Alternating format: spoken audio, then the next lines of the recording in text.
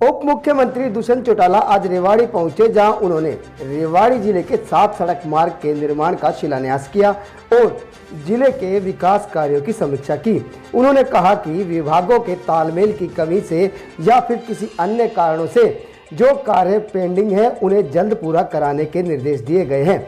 दुष्यंत चौटाला ने पत्रकारों से बातचीत करते हुए कहा कि निजी उद्योगों में 75% आरक्षण से क्षेत्र के युवाओं का फायदा मिलेगा। कुछ लोगों को पंजीकरण करने के लिए दिक्कतें आ रही थी, लेकिन वो अड़चन भी दूर कर दी गई है। उन्होंने कहा कि आज ही 9000 युवाओं ने पंजीकरण किया।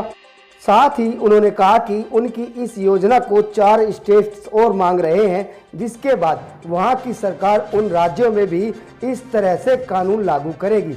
दुष्यंत चौटाला ने कहा कि east west corridor Bharatmala projects के साथ जोड़े जाएं। इसके लिए उन्होंने केंद्रीय मंत्री नितिन गडकरी से भी आग्रह किया है ताकि लोगों को बेहतर कनेक्टिविटी मिल सके। आपको बता दें कि दिग्विजय चौटाला ने ट्वीट करके ये कहा कि अक्टूबर 2024 में इनेलो का जजपा में विलय होगा, जिस पर दुष्यंत चौटाला ने कहा कि उन्होंने कुछ सोच समझ कर ही कहा होगा। उन्होंने बिना नाम लिए अभय सिंह चौटाला पर निशाना साधते हुए कहा, जो लोग जजपा का विलय बीजेपी में होने की बात करते थे, वे खुद पंजाब में ऐसे लोगों का समर्थन कर रहे हैं जिनका पहले विरोध किया करते थे। चौटाला ने पंचायती चुनाव पर कहा कि सरकार के संशोधित कानून पर मामला कोर्ट में है, जैसे ही फैसला आता है वो चुनाव करवा देंगे। इसके लिए वो जल्द सुनवाई के लिए कोर्ट में अपील जरूर कर सकते हैं।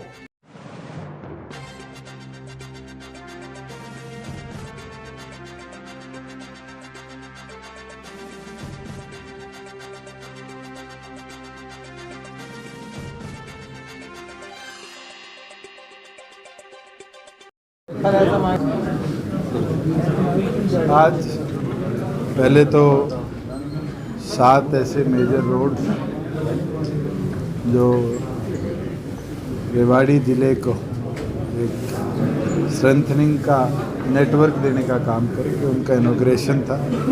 साथ में तमाम ऐसे प्रोजेक्ट्स जो अंडर कंस्ट्रक्शन है या इन फ्यूचर ज़िले के विकास के लिए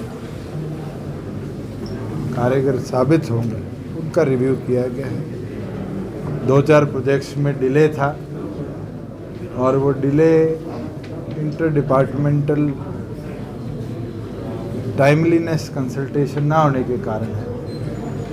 डिप्टी कमिश्नर की भी जिम्मेवारी है और साथ में डिपार्टमेंट के जो डिस्ट्रिक्ट लेवल अधिकारी हैं कि एक हफ्ते में इंटर डिपार्टमेंटल ग्लिचेस को पूरा कर चाहे वो हेल्थ का पंचायती राज के साथ लैंड ट्रांसफ़र की बात हो CHC बनाने के लिए या हेल्थ को आगे एडमिनिस्ट्रेटिव अप्रूवल लेने की बात हो, सबके आदेश दिए गए। और मैं उम्मीद करता हूँ कि जो हमारा प्रयास है कि टाइमलीनेस के साथ बेहतर तरीके से प्रदेश आगे बढ़े, इंफ्रास्ट्रक्चर स्ट्रेंथन हो, इसके ऊपर हमारी सरकार काम कर रही है। मुझे पूरी उम्मीद है कि कई ऐसे इंफ्रास्ट्रक्चर हैं जिनको केंद्र और प्रदेश मिलकर और आगे ले जा सकता है। राव इंद्रजीत जी भी आज वीडियो कॉन्फ्रेंसिंग के साथ जुड़े थे और खुशी की बात है कि एक जो हम चाहते हैं ईस्ट वेस्ट कनेक्टिविटी को बेहतर बनाएं, चाहे वो डवाली से पानीपत कनेक्शन की बात हो, चाहे हिसार से सतनाड़ी वाया बारडा और आगे रेवाड़ी और फिर तावड़ू से लेके वडोदरा एक्सप्रेस तक भारतमाला में हमारे 2 ईस्ट वेस्ट कॉरिडोर्स कनेक्ट हो। मैंने उनसे भी आग्रह किया है और स्वयं मैंने भी गडकरी जी से आग्रह किया था कि इसको भारतमाला 2 में टेकअप करके हमारे इस क्षेत्र के विकास के लिए एक महत्वपूर्ण चेन लिंक बनाने का काम करें। सर, एक ट्वीट था आपका कि 2024 में JJP में उन्होंने कहा है और कुछ सोच के कहा होगा, और हम तो पहले कहते हैं कोई नई चीज़ नहीं। लोग हमारा विलय बीजेपी में कराने की बात करते हैं, पंजाब में तो उनका विलय जिनके विरोध में वो थे उनके साथ होता दिख रहा है जी। वो दिन दूर नहीं जिस तरह लोग छोड़ कर उनको जा रहे हैं और हमारे पास और मजबूती से आ रहे हैं, यही है 2024 पे उस पर हम अमल करवाने का भी काम करेंगे। आरक्षण वाली जो बात है, क्या कुछ फीडबैक आया आपने कुछ दिन पहले? मैंने आज सुबह आपके पास आ रहा था, जब चेक किया तो खुशी होती है। 9000 से ज़्यादा युवाओं ने पिछले 100 घंटों में, जो हमारा हरियाणा लेबर का पोर्टल है लोकल कैंडिडेट्स का, उस पर अप्लाई किया है। और पहले इंडस्ट्री के कई साथियों को दिक्कत आ रही थी, कन्फ्यूजन थी कि रजिस्ट्रेशन कैसे करेंगे, किसकी करेंगे।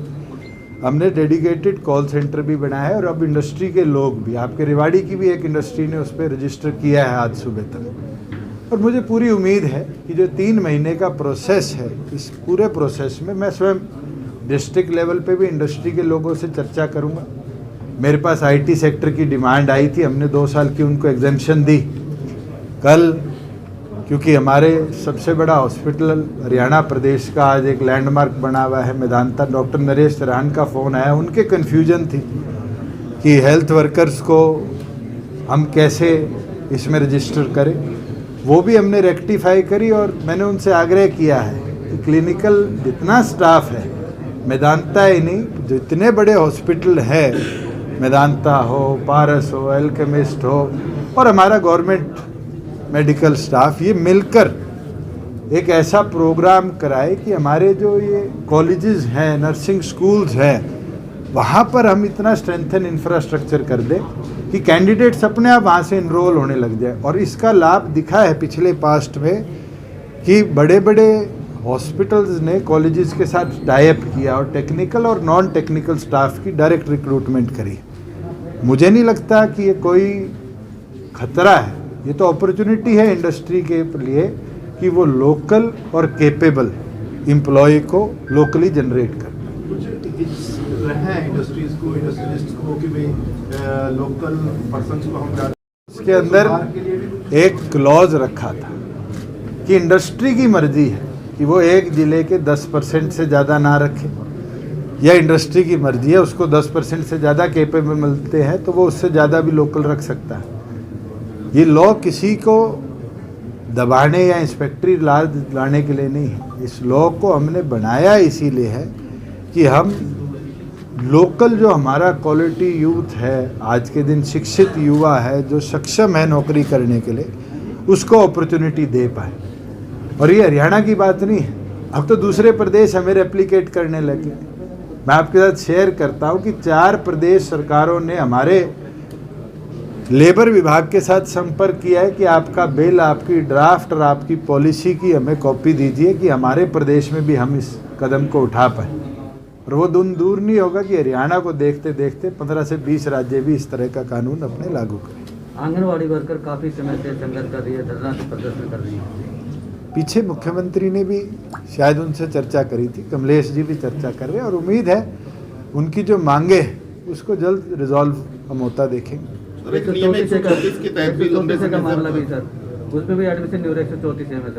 एजुकेशन विभाग ने क्लियर कट इंस्ट्रक्शन इशू कर दी है, कोई उसको वॉयलेट करेगा उसकी आप कंप्लेंट दे सकते, कार्रवाई कराना हमारा काम। बोलना बड़ा आसान है, मैं तो चाहता हूं आप लोग भी रिपोर्टिंग करते हैं। अगर ऐसी कोई इंस्ट्रक्शन के बाद भी रूल्स को फॉलो नहीं करता तो आप अपने डिप्टी कमिश्नर को या डायरेक्टर एजुकेशन को उसकी कंप्लेंट करिए और कार्रवाई करवाना हमारा काम। सर, निदेशालय द्वारा पोर्टल ही बंद कर दिया गया जो ऑनलाइन करते हैं सर, मैं चेक कर दाखिला के, तो सर कैसे करें? ये कहना है कि सरकार बजट जारी नहीं कर रही पिछले 6-7 साल से, नियम 134 का। मेरे आगे तो आज तक संज्ञान आया नहीं, क्योंकि प्राइवेट स्कूल एसोसिएशंस के 3 अलग अलग विंग्स हैं जी, और तीनों के प्रधान भी और मेंबर भी निरंतर मिले हैं। पोर्टल और पेमेंट की जो आप बात कह रहे हैं, मेरे आज तक संज्ञान में नहीं आई। अगर आप कोई लाएगा और डिटेल के साथ लाएगा तो जरूर उस पर भी कार्रवाई। सर, ये सेक्रेटरीट है, आप यहाँ खड़े हैं और बाकी जो सेक्रेटरीट बाद में बने वो पूरी तरह से सारे ऑफिस उसमें है, यहाँ प्रस्तावित है, जगह भी पड़ी हुई है, कब तक इस पे काम शुरू होगा? ये मैं डिप्टी कमिश्नर से कहूँगा कि अगर स्पेस है और नई कंस्ट्रक्शन की ज़रूरत है तो ज़रूर उसका प्रपोजल हेड ऑफिस भिजवाए। इस बजट में ही कोशिश करेंगे अप्रूव कर, क्योंकि सेक्रेटरीट की एडिशनल बिल्डिंग का प्रपोजल आया है हिसार से, उसको हमने अप्रूव कर दिया। पंचायत राज चुनाव की चुनाव जल्द करवा दें। हम तो एक चीज कर सकते हैं, हाई कोर्ट में अर्ली हियरिंग की पिटीशन डलवा सकते हैं, क्योंकि फरवरी की तारीख है और जल्दी सुनवाई हो जाएगी, क्योंकि कोविड करके भी आजकल सब वर्चुअल है, जुडिशरी भी वर्चुअल बैठ रही है। हमारे अमेंडेड कानून पर अगर जल्द फैसला आ जाता है तो हम पूरी तौर पर तैयार हैं। अगर कल फैसला आएगा तो हम परसों करा देंगे। सर एक एम्स का मामला भी पेंडिंग पड़ा है सर। हो गया रिजॉल्व आपका।